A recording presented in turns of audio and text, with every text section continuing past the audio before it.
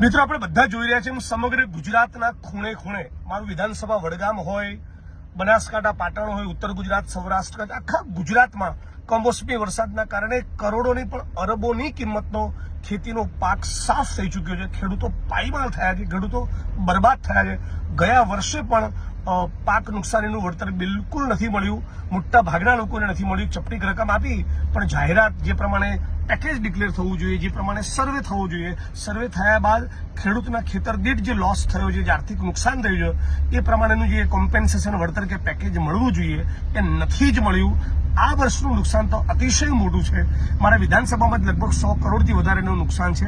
એટલે રાજ્યની સરકારને, કૃષિ મંત્રીને વિડીયોના માધ્યમથી અપીલ કરું છું કે ખાલી જાહેરાત ન કરતા આજે દેશના બહુ જ મોટા ખેડૂત નેતા સરદાર વલ્લભભાઈ પટેલની જન્મ જયંતિ છે. બારડોલી સત્યાગ્રહના જનક અને ખેડૂત આંદોલનના એક મહાન પ્રણેતા સરદાર વલ્લભભાઈ પટેલની સ્મૃતિમાં ગુજરાતમાં જે ખેડૂતોનું નુકસાન થયું છે, કમોસમી વરસાદના કારણે નુકસાન થયું છે, એ બધાનો સર્વે કરાવી એક પેકેજ જાહેર કરી તમામ ખેડૂતોને વળતર ચૂકવવામાં આવે એવી રાજ્યના મુખ્યમંત્રીને આ વિડીયોના માધ્યમથી વિનંતી કરું છું.